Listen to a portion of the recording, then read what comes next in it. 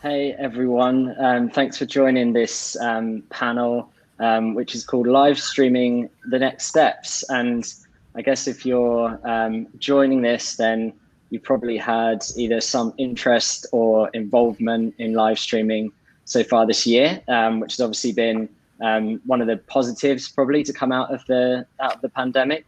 But really excited to be here talking with amazing fellow panelists about not just what's happened this year, which I think has been pretty well documented, especially in the industry press, but really what's around the corner and what's going to happen in next year and beyond. So I'm going to ask everyone to introduce themselves. I'll introduce myself. I'm moderating this panel as well.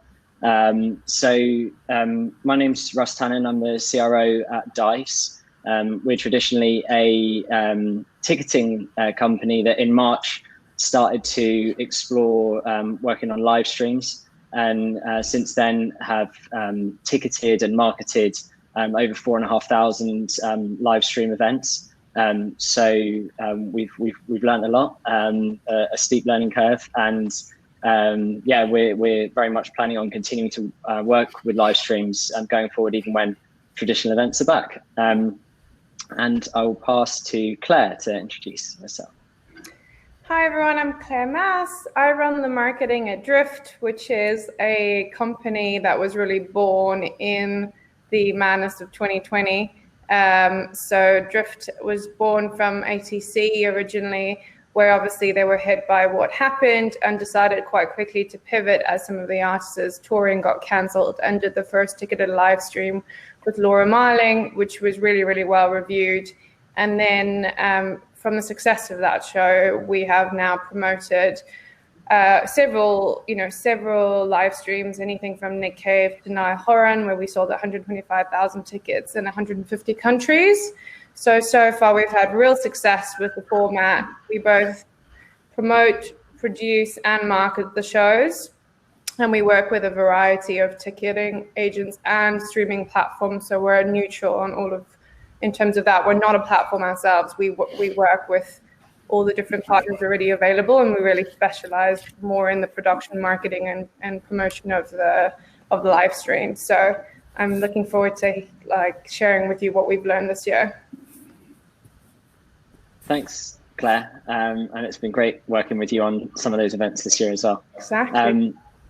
Anna, would you like to introduce yourself to everyone? Yeah, hi, I'm Anna. I do marketing for Iceland Airwaves, which is a showcase festival in Reykjavik that happens in November, which obviously didn't happen. And so we launched the festival was moved to 2021, but we did a live stream version it's kind of standalone event called Live from Reykjavik, and we worked with DICE as well. And it was the first time something like this had been done in Iceland, so it was also a huge learning experience, like it is, I guess, for most of us. And so I do the marketing for Airwaves and its parent company, Sena, which is a concert promoter. Great! I can't wait to dive a bit more into what you learned doing the event. Was it last month? Must have been last month. A month ago. And Peter, would you like to introduce yourself? Sure. My name is Peter Björklund. I'm from Sweden. And I'm working for Luger, which is a company part of or owned by Live Nation. So, and I'm based in Sweden, working mostly towards the Swedish and the Nordic region. Usually this time of year, I work a lot with the planning of our festivals, such as Lollapalooza and Way Out West. But today it's more and more around this live streaming of many different kinds towards the festival side and also the artist side. Thanks, Peter. I thought we could just kick off by everyone maybe sharing what their favorite live stream moment of 2020 has been, and maybe to make it a little bit trickier, it'd be better to say something that you didn't work on yourself. So it has to be something that you've maybe enjoyed more as a fan, or maybe just a moment that you thought was just a really pivotal moment for live streaming this year. So I'm happy to go first while you think of something. So I was amazed this year. Something that we didn't work on, but I thought was brilliantly well done, was the Tomorrowland Festival, specifically when Katy Perry appeared on the virtual island in a hot air balloon and floated down across the digital stage and then onto the stage and performed. And it was just so well done and so well produced, and it was such an ambitious and inspiring project to see. And I know there was a huge team worked on that, but I really loved the scale of what that was, and actually attended that whole festival basically for the whole weekend, and was really amazed at how engaging it could be, despite the fact that you're not at a festival, you are watching a screen, but it was still this exciting, engaging, constantly surprising, emotive experience that I wasn't really expecting going into it. So that would be my pick of something that we didn't work on, but I thought was really impressive. Maybe we'll go reverse order. So Peter, do you want to share something that you thought was really impressive this year? Well, on my end, I think that I've been working a lot with live streaming for the last 6 months now, and when you're working with streaming, on my end at least, I haven't really watched that much. I've been doing a lot of research, looking at different platforms, different projects, different solutions, and I have been watching a lot of different streams. But for me, it has always been really clinical in a way. I've been missing live music really, really much the last 6 months. But one thing that stood out that I haven't been working with was this Molly Hammar show that she did with I think it was a Gigset platform, where they used the integration or the interaction with the artist, where you can actually move around, selecting different views, different cameras. You can ask questions. Was really direct. That stood out for me. So that was one moment that I would take with me. Anna? Good question. I haven't seen either that many live stream concerts, but I have always been a huge gamer, so I've been watching live streams for video games way before the pandemic, and the nature of those events is so much different. It's so much just chilling or hanging out, or it's more casual. And what I've seen this year, I'm mostly impressed just by how fast the music industry responded to everything, and how fast we got these platforms up and running, and we changed our marketing strategies, and we changed even the structures of our companies to accommodate that. So I think that's really impressive and inspiring. I love that.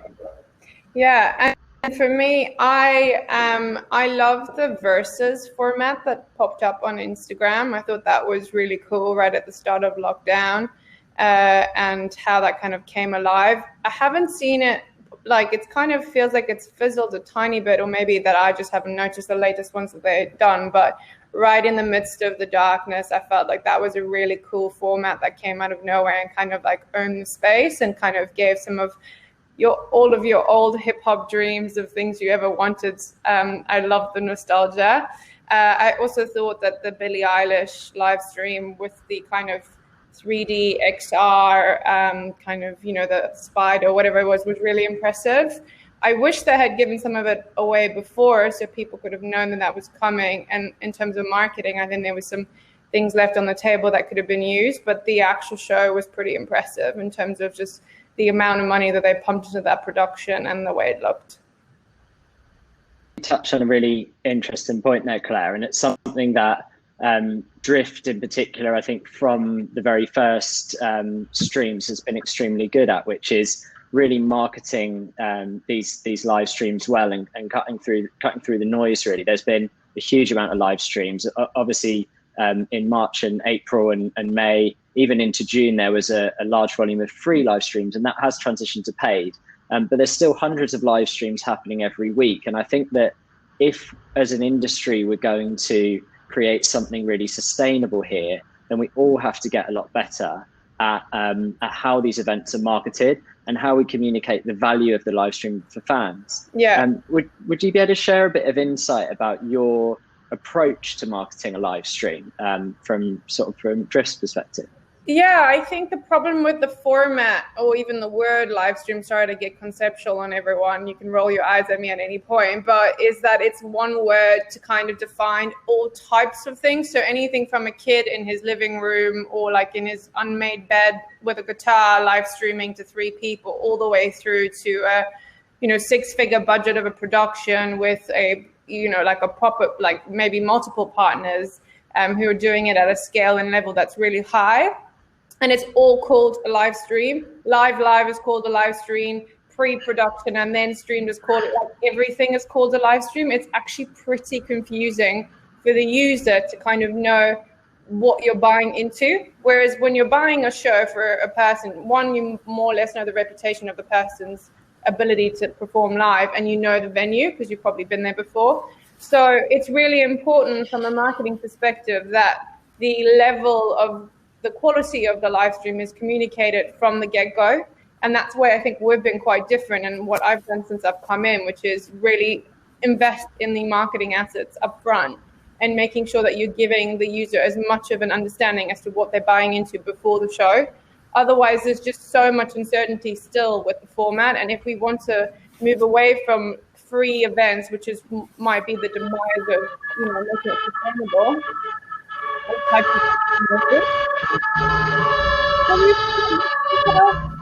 oh. I just muted Anna and Peter, but I didn't know who had the alarm going off or the silent. So I think from that perspective, it's important to just give the user as much information beforehand as they can, and that's how you kind of increase your ticket sales.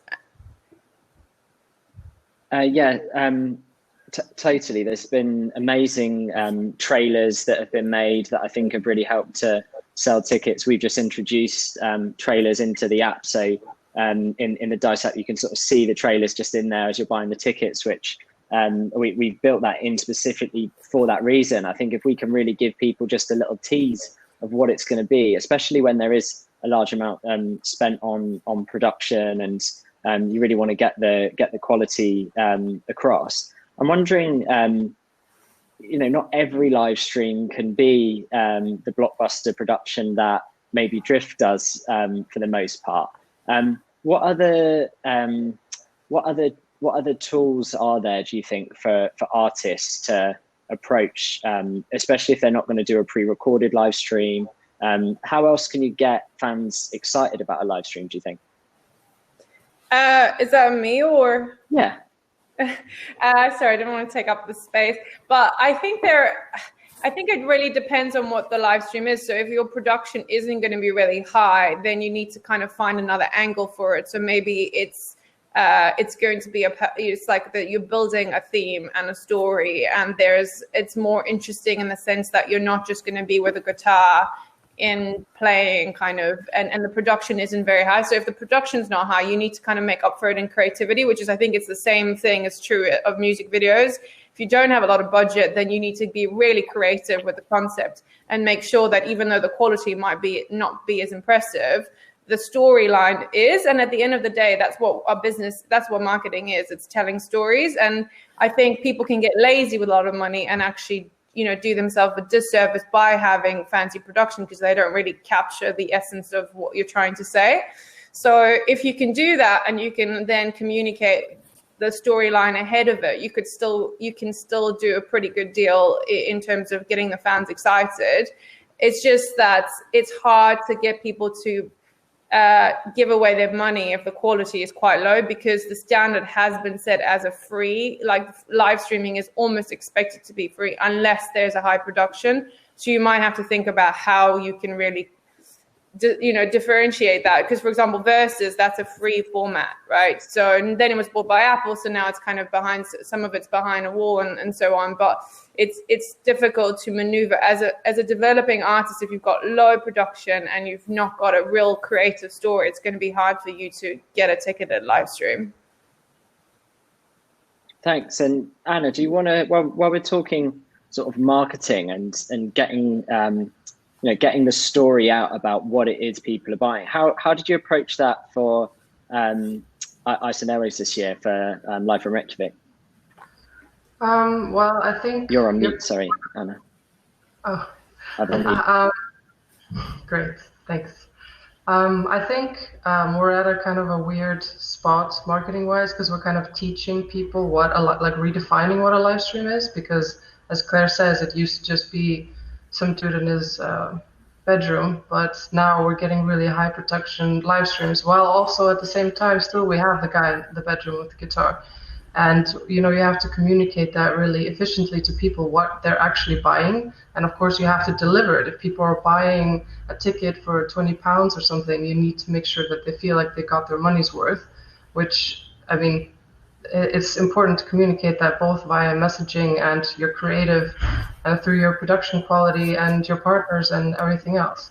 So it's a bit of a marketing challenge because you're not just creating brand awareness. Like for the case of Iceland Airwaves, there's already quite a bit of brand awareness about the festival, but a live stream event is a thing that you need to explain to people, and people don't have very long attention spans, and you can't make them read loads of text where everything is explained in a very detailed way. So, I mean, how do you explain everything just through like little tidbits on social media or banners or however you choose to do it? So I think that was a huge challenge. Another challenge, of course, is most of these live streams are global, and it just costs so much to reach a global audience, and we don't have the historical data, like the analytics of who is buying tickets to this to the same extent than, like, for example, with the festival. So like targeting strategies and messaging was also a thing that we kind of had to, invent as we went along, which was difficult. The global reach of these events is one of the massive positives. I think for us as a business, we were, as a ticketing company, you're only really live in the cities where you have ticketing partners. So if we don't have a venue signed up, or we're not working with an artist or a promoter somewhere, then obviously we're not really live in that country. But with live streams, obviously everyone can access the live streams from anywhere in the world, and it's been really interesting to see how that audience profile has changed as well, from probably the people that were using Dice a lot before, who almost exclusively live in major cities, to this really distributed fan base living in literally anywhere you can think of, over 150 countries now, just discovering these streams. And I think it's something that will continue. I think that actually maybe what we've been doing with the live music industry is really super serving people that live in maybe bigger cities, who can obviously afford to go to a live show, who can have the access requirements to go to a live show, but not really serving very well people who aren't in that group. And I think that just the number of tickets that we're selling way outside of what we normally would is kind of showing us a little bit of that. But it is a challenge to continue to reach that audience, and it's something that I think, despite the fact it's digital and obviously we can track it very well how to reach those people, it's still something that's gonna be developed. Peter, obviously you're coming at this from a traditional promoter background. Obviously Luger, very well loved and respected promoter of live concerts. How are you looking at how the company is going to be structured differently, or your approach to events is going to be structured differently to handle live stream events? Well, first of all, I think it's this time and this timing for us with the pandemic. I mean, towards our traditional business, we're super physical when it comes to doing our core business. And I think that this period of time will be really good for us to move forward faster when it comes to adding some form of digital layer to a very physical business. So that's one thing that I think is really positive for us. And we have been doing studies throughout the pandemic, and people are our ticket buyers that we communicate with. They're telling us that they are watching live streams out there, and they really feel that adds something to the experience towards the artist. And I really think that we can use that moving forward. I mean, if we're doing Way Out West or Lollapalooza or a show, post pandemic, I think that we can add the structure, the business side of things to the usual business, and we can have that digital layer even if we move forward doing traditional live concerts or festivals. So I think for us, it's of course a big struggle today for us to survive this pandemic. But if we get through this, I think it might be really positive things coming out of this. Well, hopefully, I think so. Do you have a sense of like exactly what your live stream strategy might be in 2021, or even further ahead than that? Do you have an idea of exactly what sort of scope that would take? Well, today, when we're doing live streams or some form of stream, it might be live on tape or live. We have been doing one big project that's called Late Night Concert here in Sweden. We've been recording shows with 50 plus artists, local artists here in Sweden. And that's actually for linear TV, but also for video on demand after on YouTube and TV4's Play service. So that's something that is actually 100% driven from a partnership perspective. We get our partners to come in and actually pay to be involved in this project, as we do in a lot of our festivals. So they bring in the money to create some form of sustainable economical structure to the project, because working with big Swedish names, we can't really take the risks of having a big production and not knowing how many tickets we can sell. And of course, a lot of our artists feels the same. So for us today, our relationship with our partners has become really crucial for us to do live streaming projects. And I think that we will, and I think that partners will ask for us of us to use some of the same structures moving forward when doing traditional business. It's a really interesting topic for sure, because it certainly comes up a lot, which is who is taking the risk on these shows, and whether that's a guarantee or just covering the production cost. There can't always be like a brand partner or a sponsor come along to cover it. Obviously, Claire, DRIIFT have a model as a producer and a promoter of events, covering some production costs. But then there's a lot of events that have happened this year. I think when we looked at our data, it was like 79% of all of the shows that have been on DICE have come directly from the artists or the artist manager. So for the most part, artists have been saying, you know what, I want to do a live stream. I think this is going to be something valuable for my fan base. This is something that's going to either support a release or just be something that I'm going to do this year and be proactive and make happen. And to do it, I'm going to cover that cost myself. But how do we all feel about that as a model going forward? Obviously, that's very different. An artist going directly to a ticketing agent and setting up an event themselves. That's very, very different to what we've seen in the past or what we see with live music events. How do you think it's going to unfold? Out of those 79% that was straight from the artist, how many of it were free versus ticketed? I'm not sure. In the last few months, almost all of the events have been paid events. So it was only in the first couple of months that there was a lot of free events. Yeah. So I think that's really interesting, isn't it? Because I think, again, I believe that, even from our point of view at DRIIFT, is we want everyone to win. Like when we see other promoters having live stream issues and having, other technical issues or not doing marketing properly or anything like that, we're not like punching the air going, haha, we're the only ones you can get right. Like we want everyone to win because we want the format to stay, and we want us to put money back into the format and have fans used to kind of both being used to paying for it, but also once they pay for it, them having a good experience. And so I think it's important, if possible, if the artists are doing it themselves and killing it, like ace to them and well done for like the total entrepreneurial take that it is for them to take the, you know, to do that and take the risk and own the reward. Like fantastic. I'm always there to cheer people on for doing that. However, if they can be like, if there's a certain level of quality that is then upheld, I think that's the most important thing, so that we don't lose users who've bought a ticket to, I won't name names, but there have been many high profile artists who have had live streams kind of bail in the last month or two. And I think that's more dangerous.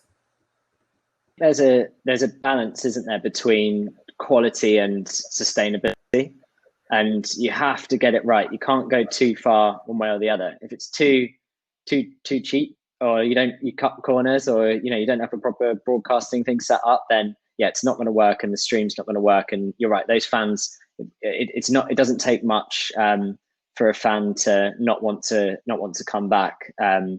So I think that, so you have to get the quality right, but also it has to be sustainable and something that people can make money from. Anna, you've obviously put together the festival this year. Is it something you're going to repeat again next year, and what might you change next year? And how did that all work with the artists? Were the artists paid as if they were doing a regular performance, or was it a different structure? Well, we were very lucky that we got financial support from the government, and of course also from our sponsors, which was extremely helpful in making sure that we kind of knew beforehand that that it would work, because we weren't completely and utterly relying on ticket sales because of the support we got. You felt like you were sitting in the front row, and it was very like there. But if you're live streaming a live show, I'm not sure if that's going to be the same experience, and it's not going to be maybe as good of an experience as this was, because obviously you can't have cameras in front of the audience, and that will ruin it for the audience. So the question is, are we going to put cameras into the venues, or are we going to have separate standalone events that people can buy access to? Oh no. Did I disconnect? No, you're still there. You just turned off your camera, I think. We can still hear you, luckily. It's really interesting what you said, Anna, because we think about that a lot. I think the whole point of DRIIFT is like not making, if you were to watch a live version of a show with an audience in it, you would feel like a second-grade citizen. Like you'd be like, this is like, all of these people are having fun. You're only allowed a camera right at the back and maybe one in the pit. It feels like you kind of get a second class ticket, and it's not really like all these people are having the best time and you're kind of like stuck at home. But if you take the audience out and you make the most of it, like you use it as a positive, you can actually film something pretty epic, and it wouldn't be the same. And I don't think you'd have the same format with the audience in it. So you'd have to rethink how you do it. I don't think we would exist. We wouldn't do a show with an audience and a live stream at the same time. That kind of goes against the format that we're trying to create. We'd have to think that through. We'd have to think how we did that. I think from our perspective, obviously we work with hundreds of venue partners, and we really think that there will be a kind of hybrid model for live streaming. I think that the big standalone, completely making the most of the format like most of yours do, Claire, I think that will still exist, and there'll be those big kind of blockbuster moments. But I also think that what we've seen this year is fans really adopt this idea of watching a live stream concert. And I think that being able to tune into your favorite venue, or a venue from a city that you can never go to, and watch the artist play can be a really rich experience as well. And I think the way that we would see it more is like, if you look at how successful Boiler Room has been and how much the audience actually adds to the experience of watching a Boiler Room stream, or from a festival perspective, how much actually better it is to watch Glastonbury on the TV than it is to be there most of the time. So I think that that's kind of how we're seeing it. So I do think that the format that you've been leading on creating will exist in its own right, probably as well. Peter, how do you see things unfolding then? Do you think that the stream events that you do will continue to be standalone streams, or do you expect people to be paying to stream your festivals and events next year? We have been discussing this a lot internally. What should we do after this, after the pandemic? And hopefully we can have this as a add-on to a live experience or a physical live experience. I don't think that a live stream will be a replacement for a live experience, but there's a lot of people that for many different reasons can't attend a live show. So for us, that would be amazing for us to add that to our festival experience, to the concert experience. So hopefully it will be something that we can, because the question is, can we get the artist to say, yes, you're allowed to broadcast this on the platform, even if we have tens of thousands of people attending the show? That's that little question is really crucial, to have that really motivated on, like, why should we do that? Will that bring in extra cash, or is it just for publicity? Why should we do it? So that's something that we as a business need to figure out, I think. And because for us, it's not only, me or us, it's the management side, the artist side, it's the label side. Everyone needs to come together and see the reason why to do this, because traditionally we haven't really been doing it that much. On the festival side, some at Way Out West last year we had, or 2019, we had TV4 as an example to broadcast the shows, but it's not that momentum or that side of doing a concert hasn't been there before. So that's something new that we have to bring to the table. And in a panel such as this, it's really let's do it. But I know that there are a lot of people wanting to do business in a very traditional way and want to earn money in a very traditional way. Yeah, I was speaking to one agent, I won't say who, but I was speaking to one agent earlier on this year, and they were kind of doing the maths on a big artist that they look after, where they'd done 4 arena shows where they put one on sale, it had sold out, and they'd added extra date. But then we were kind of thrashing it out, saying, well, in the future, would you just do one day and sell it out and sell live stream tickets on top? And wouldn't that be, from a purely financial perspective, a more kind of economically viable way to do that? Because obviously you're only paying to do the one show rather than having everyone back there day after day after day. So I think there's definitely lots of thoughts around how it could be on top of what's already happening. Yeah. And welcome back, Anna. Good to have you back.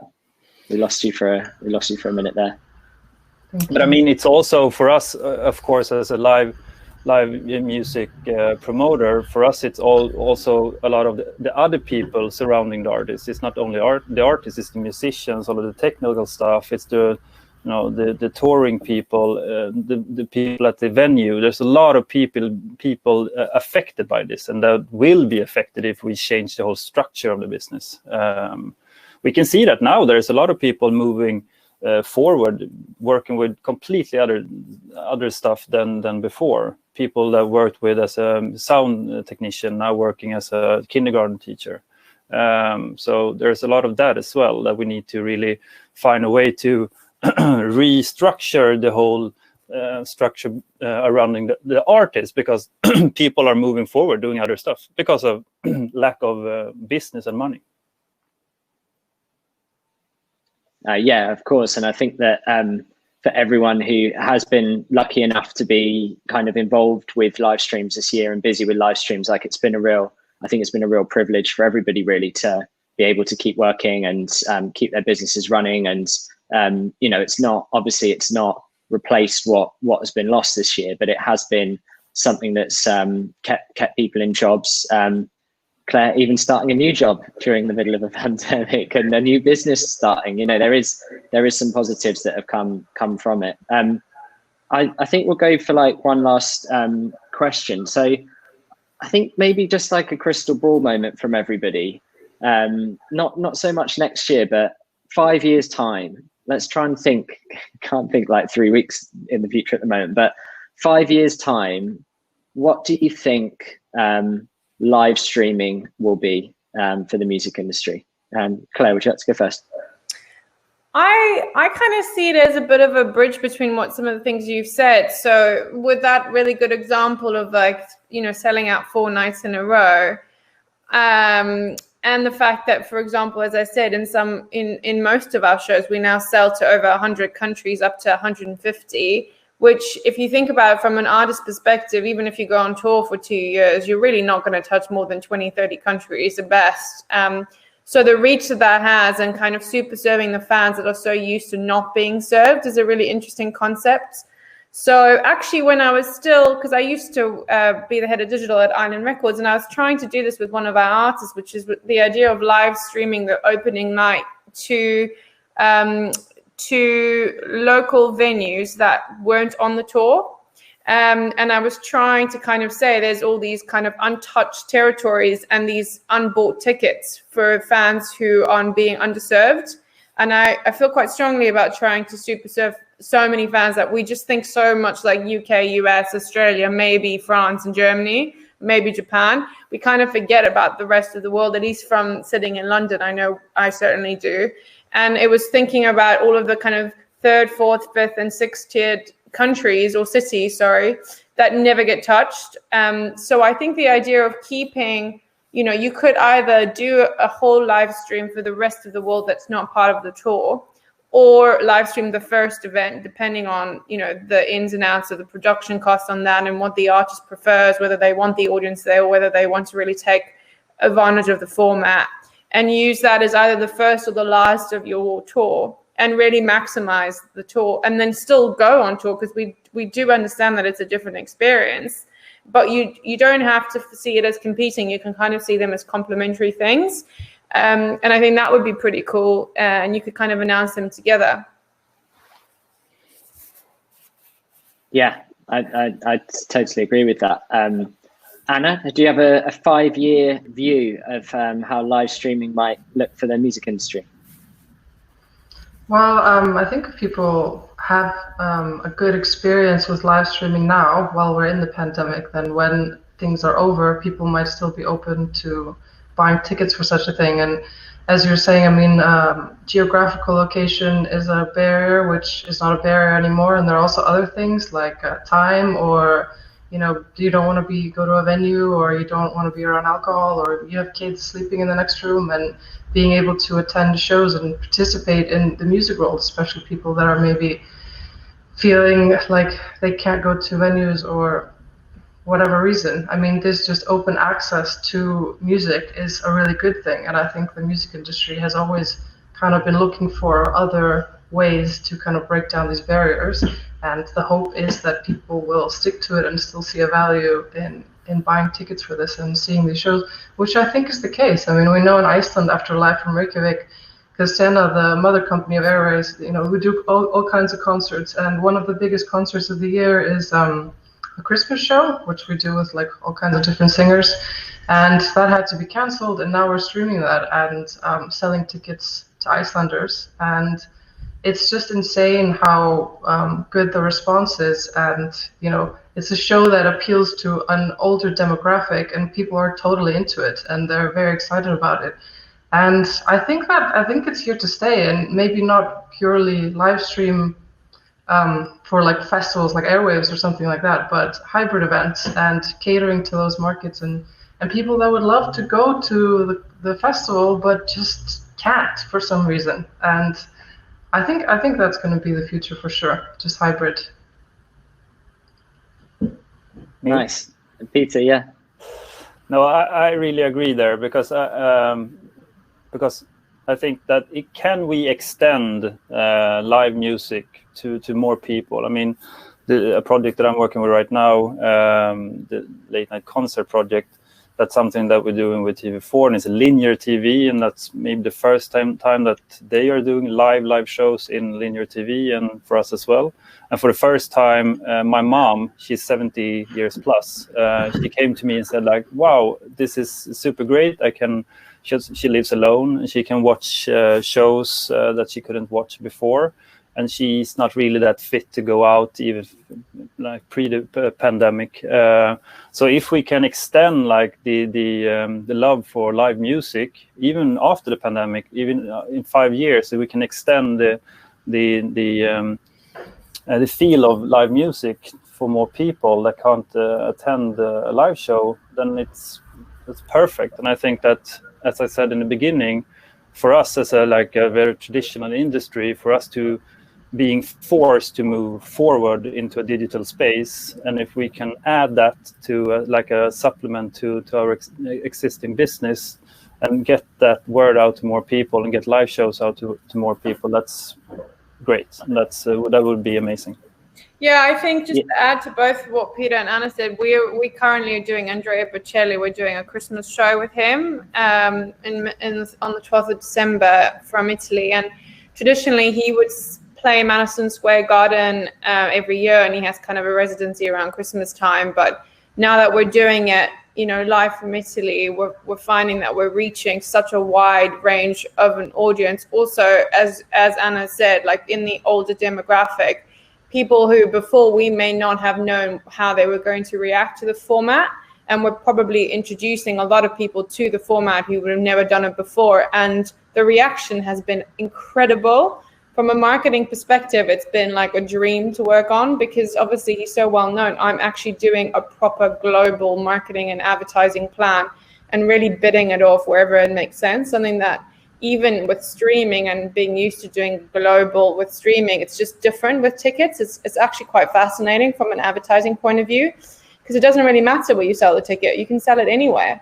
And that opens a whole other advertising strategy. So I think all in all, I think everyone's learning. I'm learning loads as a marketing person, and I think we're kind of teaching the format to people who may otherwise not have been reached. Yeah, I think it's going to look a lot more like sports looks now.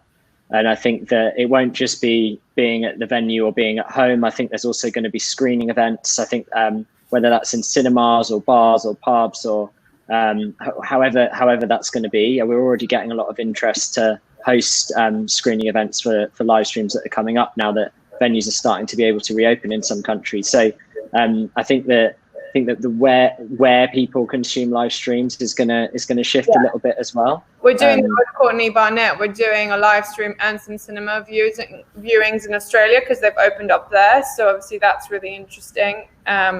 So we're doing that together, aren't we? So it's one of those where we're like seeing how that works. Yeah.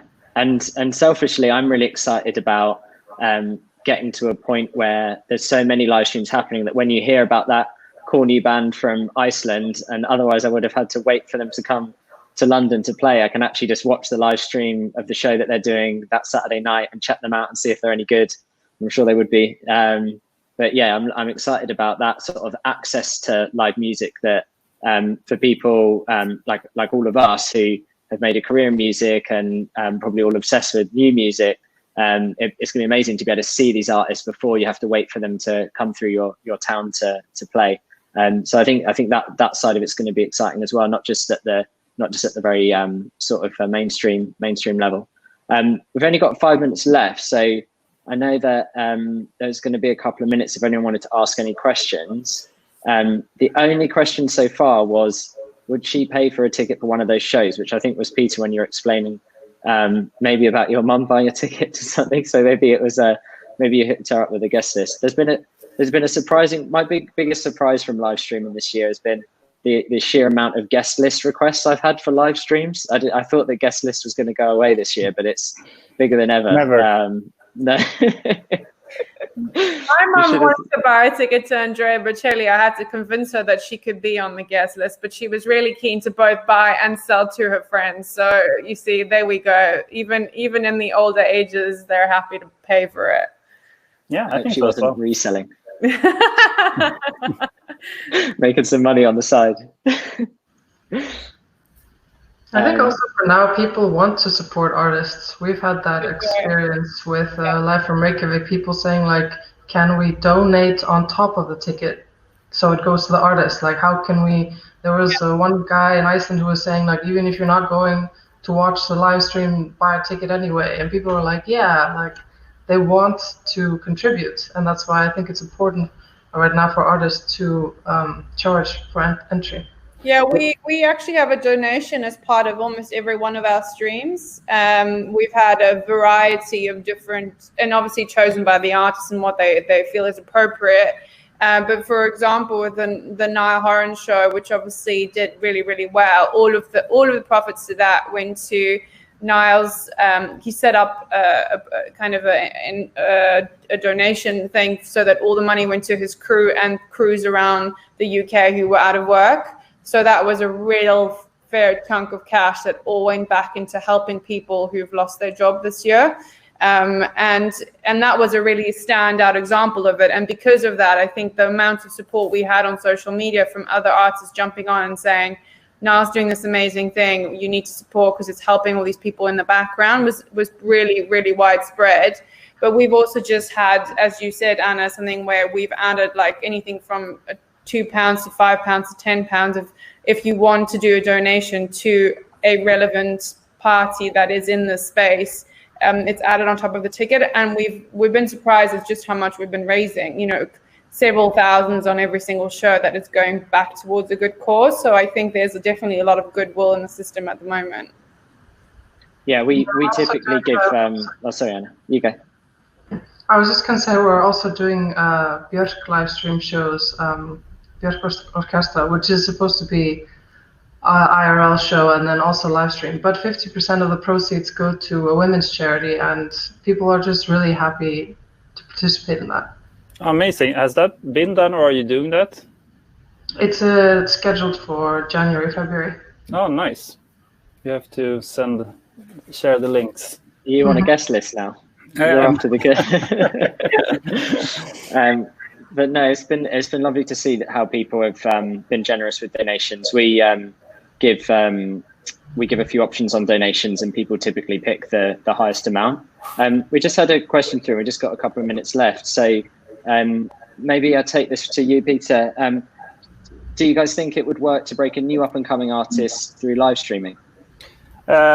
Yes, if we have a platform that the artist can stand on to get the reach and the attention, because artists that are in the beginning phase of the career might not have that big of a fan base that can pay for the actual show. But if we can create a common platform, of course.